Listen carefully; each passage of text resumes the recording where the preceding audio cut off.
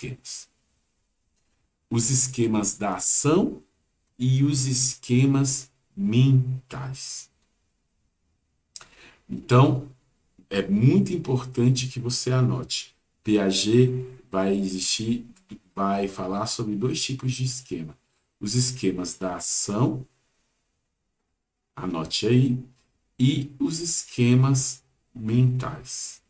Vamos assim compreender o que é cada um desses esquemas e como que a gente pode identificá-los no nosso próprio processo, né, educativo, ou mesmo no próprio processo de conhecimento, ok? Os esquemas da ação são os esquemas que começam a ser construídos a partir do nascimento. Eles se originam dos reflexos.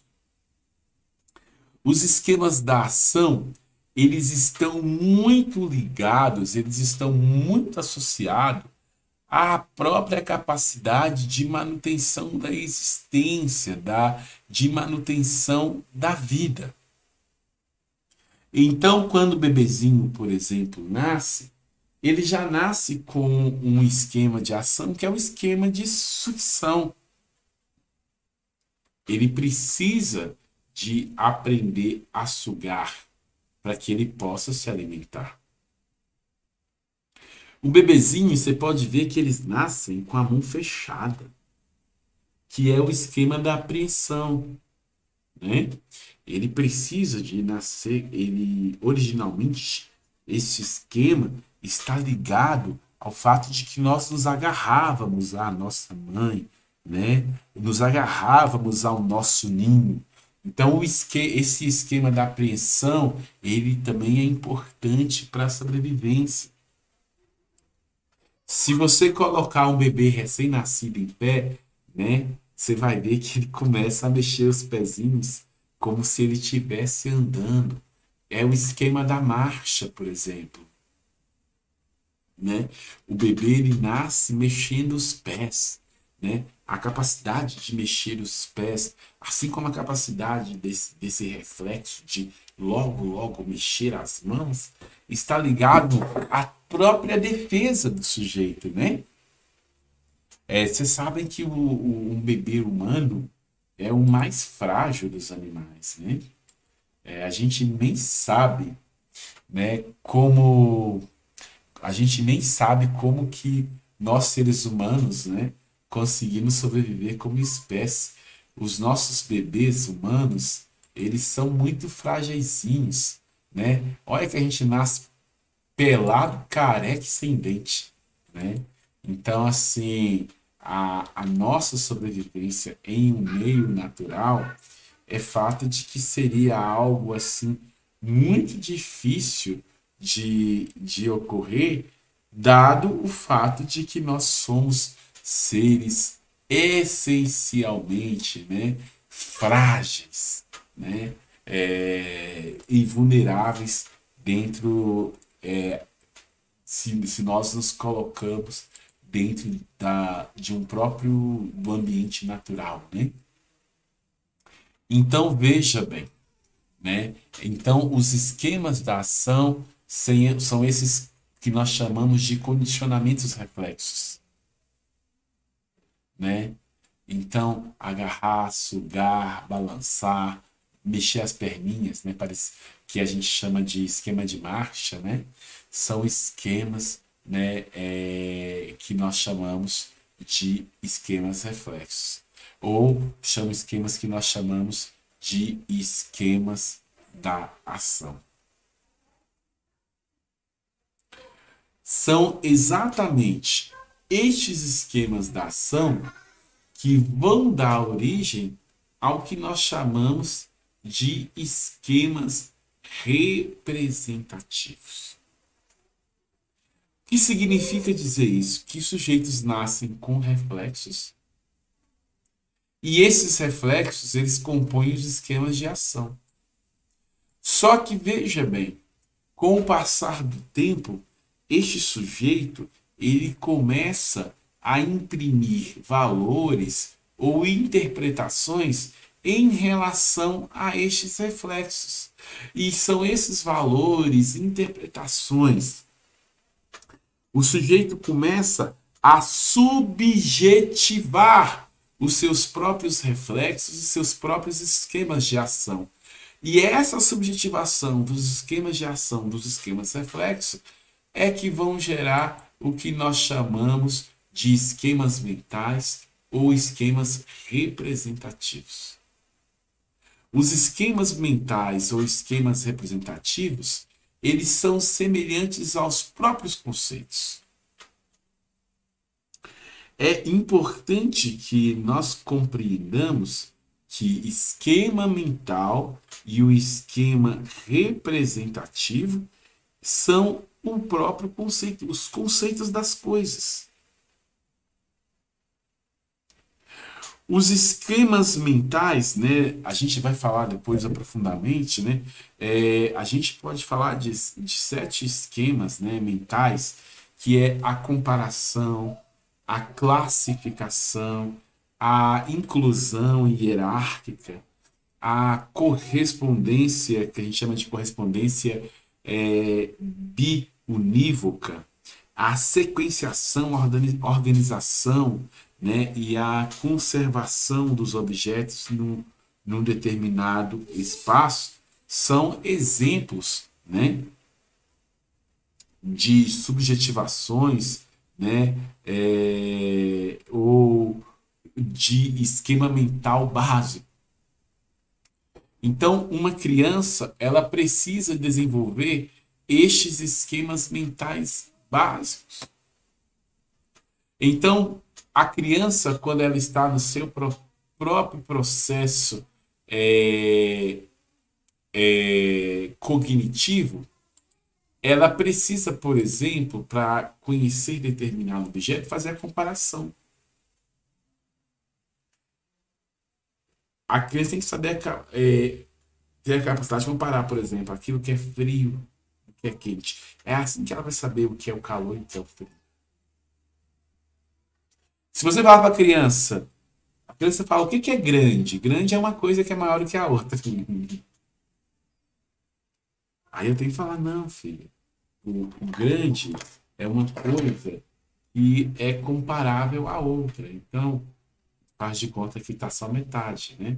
O pincel em relação à lapiseira, ele é grande. Mas ele é pequeno, por exemplo, em relação à pasta.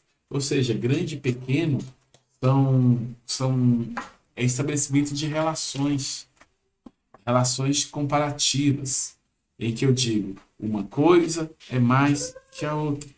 Então, se você tem um filho, por exemplo, nessa fase de 3, 4 anos, onde eles estão desenvolvendo os esquemas, é muito importante que você trabalhe com ele a comparação, né?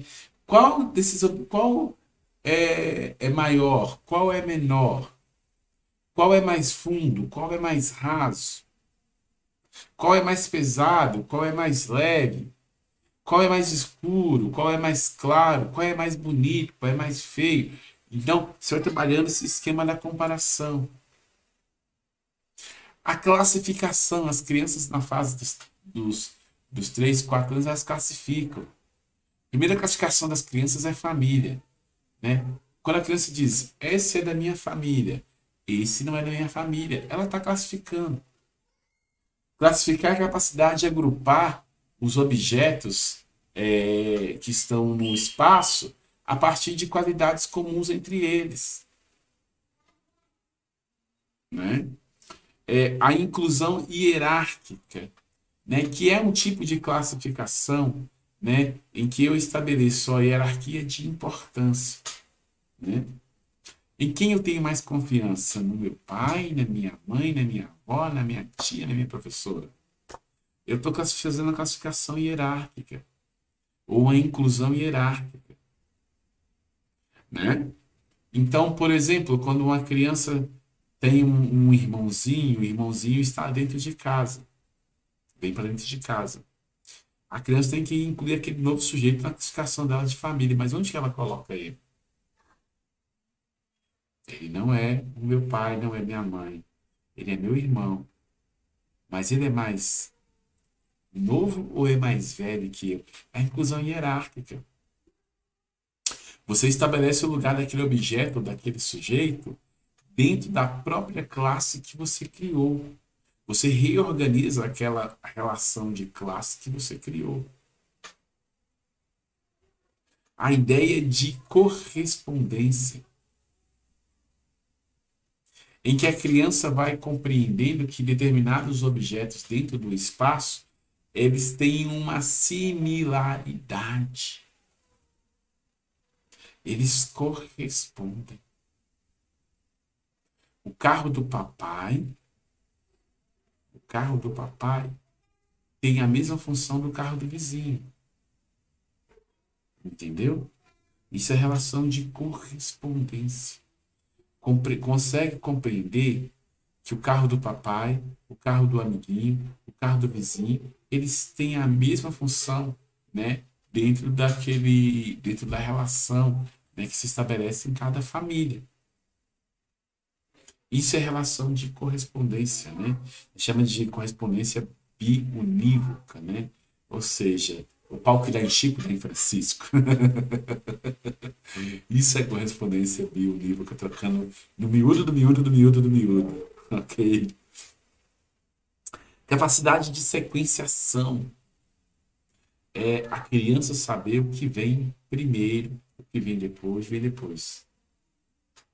Primeiro eu coloco a cueca ou a calcinha, depois eu coloco a calça. Esse é o conceito de sequenciação. Quando ela vai organizar as ações ou organizar os objetos dentro do espaço, ela os coloca de maneira que é sequenciada e funcional para a própria existência dela naquele espaço. E a criança tem que ter capacidade, né? Essa sequenciação, né? Ela tem que ver a relação, né, dos objetos e a ordenação. A sequenciação está ligada à relação de função do objeto. Agora, a ordenação está ligada quando eu estabeleço hierarquias, sobretudo de tamanhos, de pesos, de medida. Então, eu consigo, por exemplo, colocar meus diferentes carrinhos, né, organizados por tamanho. Consigo colocar os lápis organizados por cor, né? Então, consigo colocar o azul clarinho, o azul intermediário, o azul mais escuro, por exemplo. E de conservação. A criança desenvolve, né, um esquema em que ela compreende a necessidade de que aqueles objetos que existem num determinado lugar no espaço, de que eles continuem existindo ali naquele lugar no espaço. Os objetos que existem precisam de continuar existindo. Então, este é o conceito de conservação, né? Que seja pelo fato daqueles objetos ou seres terem o direito de existir ali, né? Então, por que a criança tem um gato? É bom que eles tenham um animal. Porque o animal não serve para absolutamente nada. Concorda comigo que um gato não serve para nada? Um cachorro não serve para nada. Mas ele está ali para dizer para a criança que, olha, um cachorro, um gato, uma planta não servem para nada dentro de uma casa. Mas eles ali existem porque eles têm direito de existir onde eles quiserem, onde tiverem que existir. Eu não posso matar um gato, um cachorro, uma planta. É o conceito de conservação que a criança tem que ter. Então, é muito importante que nós trabalhemos, né, essas ideias, esses conceitos dentro da nossa prática de ensino, seja em sala de aula, seja com nossos filhos. Esses esquemas, né, ou as estruturas cognitivas, então, eles são a organização interna do sujeito que vai orientar uma ação. A partir do momento em que o meu intelecto, sabe que existe no mundo objetos, ou que existem no mundo objetos de diferentes tamanhos, eu compreendo que facilitará a minha vida organizar, por exemplo, as minhas bonecas por tamanho ou meu carrinhos por tamanho. Então, um esquema ou uma estrutura cognitiva é uma organização interna, ou seja, uma organização mental, que possibilita e que orienta uma ação. O sujeito ele só age, ele só vai às vias de fato, ele só vai para a ação porque ele sabe que ele tem a capacidade, né? Porque ele sabe que ele tem, porque ele tem o conceito, ele tem aquela estrutura cognitiva. Olha só esse desenhozinho que eu coloquei aqui para vocês. 4 pernas, maior do que gatos, amigo, nariz molhado, bonito cachorro, bonito cachorro. Então, estão vendo? A criança já colocou na sua cabeça, ela tem em casa um cachorro e um gato, que são os animais domésticos mais comuns. Aí ela vê um cachorro e o gato e ela começa a comparar. O gato tem 4 pernas, o cachorro também. Ok? Agora, a gente começa a perceber quais as diferenças do gato e do cachorro. Só que para a criança que tem contato só com gato e cachorro, tudo no mundo vai ser gato ou cachorro.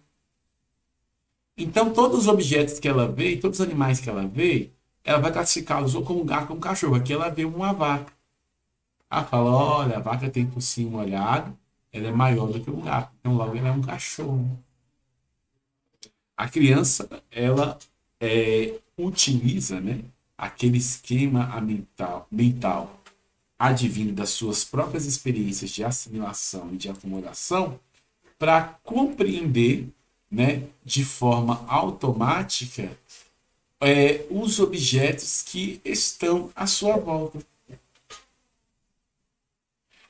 Então, todo funcionamento intelectual ele consiste num processo ativo de assimilação do novo ao velho e de acomodação do velho ao novo.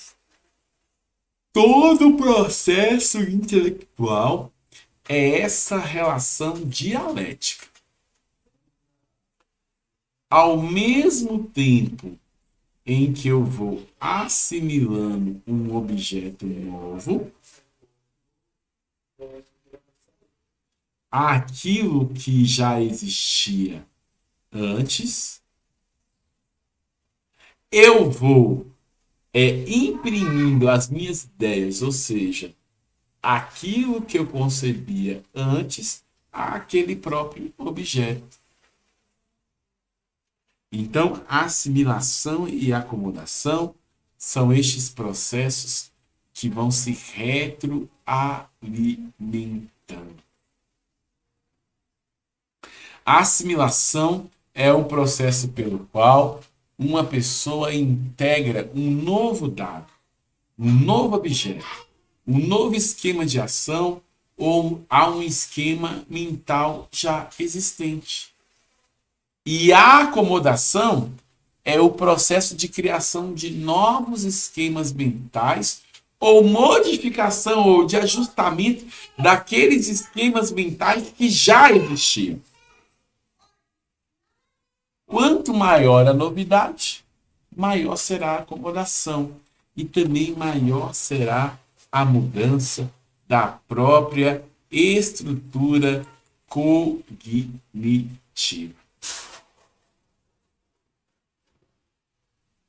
Aí, compreendendo este processo de assimilação e de acomodação, então só revisando, para ficar bem guardado na sua mente, porque este é um conteúdo muito presente nos concursos, né?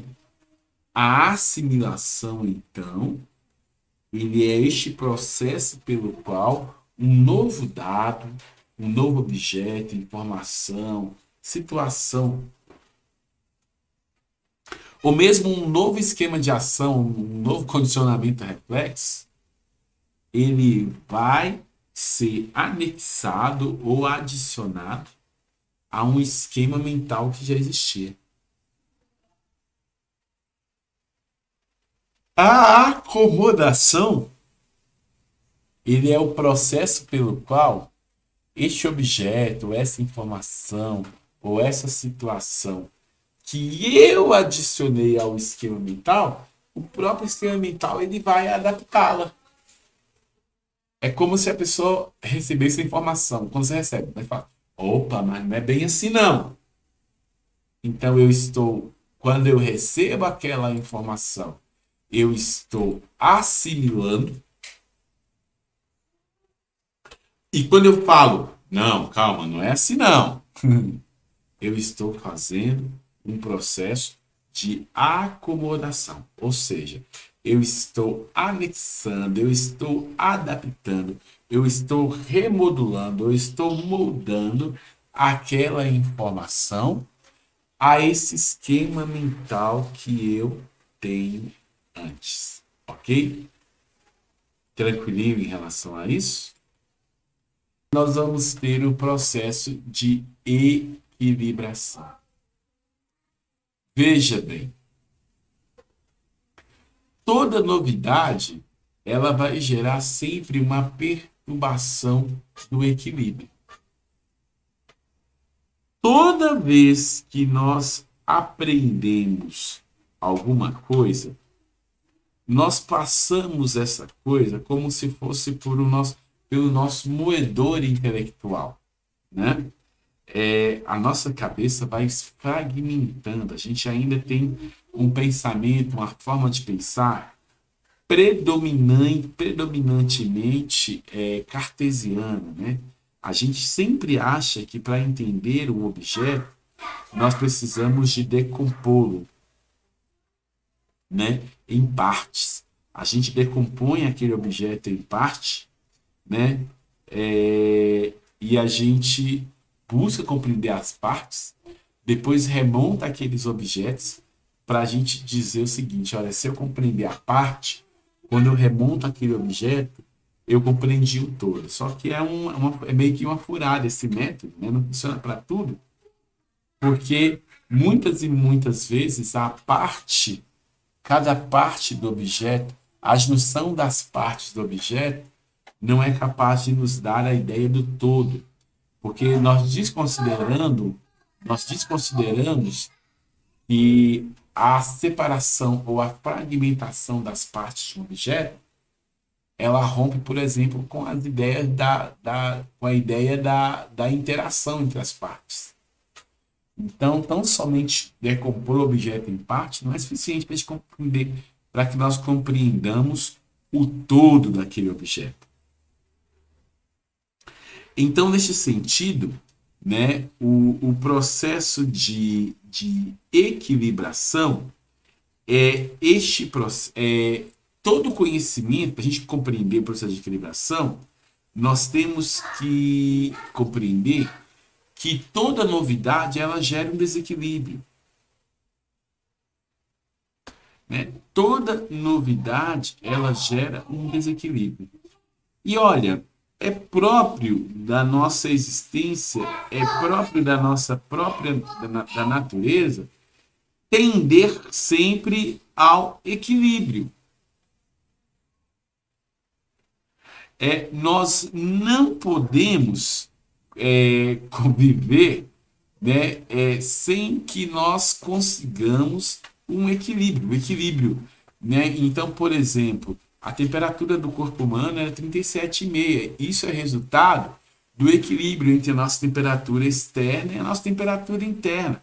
Ou seja, o ser humano tem que manter esse equilíbrio de 37,5, a temperatura constante, porque o nosso organismo não suporta grandes nuances, né, de temperatura. Então, aí o equilíbrio, ele é a tendência, né, de tudo que vive, de tudo que existe. E nós tendemos sempre à equilibração. Ou seja, a equilibração é uma estabilidade.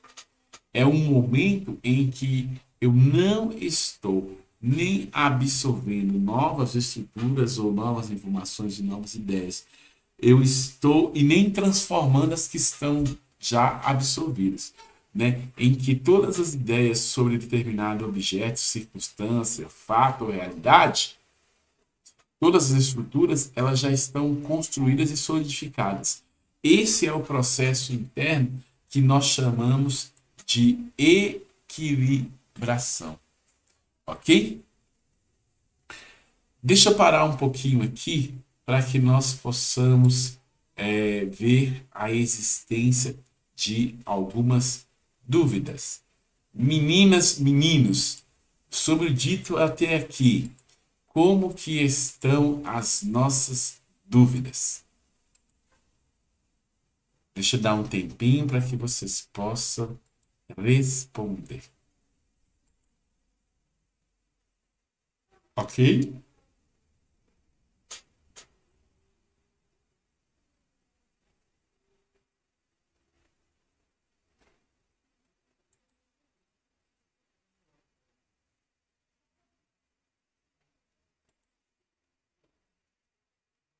Vamos colocando aqui as próprias dúvidas de vocês, que eu vou dar sequência aqui somente para a gente falar sobre as fases do desenvolvimento. Eu vou só enunciá-las. Eu não vou trabalhar com vocês hoje as fases do desenvolvimento propriamente dito, porque nós não vamos dar conta de terminar isso e é muito importante iniciar e terminar como um bloco essas fases do desenvolvimento, ok? Bora lá então pensar essas fases do desenvolvimento. Gente, o nosso deixa eu sair da frente para você ver, né? Veja, o ser humano não nasce pronto, não nasce consolidado. Ao passar ao longo dos tempos, dos anos, nós vamos amadurecendo, né? Entre essa fase que nós chamamos de infância, ou fase da criança, e entre o adulto, existe um processo de evolução lenta e gradual dos processos cognitivos, das faculdades mentais e do próprio processo de maturação biológica. Pensando que a primeira, né, as estruturas cognitivas, elas vão sendo construídas e vão amadurecendo graças aos próprios processos de assimilação e de acomodação. Para que essa maturação ela se dê de forma satisfatória, estes processos de assimilação e de acomodação, eles precisam de ser funcionais. Ou seja, né, eu não posso, por exemplo, impor uma violência a uma criança para que ela aprenda, por exemplo, o número 8, que 2 mais 8 são 10, por exemplo. Então, este processo de assimilação e de acomodação, para que o sujeito ele tenha sucesso nesse processo, estes processos precisam ser funcionais e eles precisam de ser constantes. Porque esses processos necessitam de ser vivenciados na vida de uma criança como um constante exercício. Não é à toa que você coloca lá sempre exercícios. Quando você coloca lá na lousa exercícios, a criança está acomodando, está sendo levada a acomodar e a assimilar os conceitos que você está trabalhando com ela. Ok?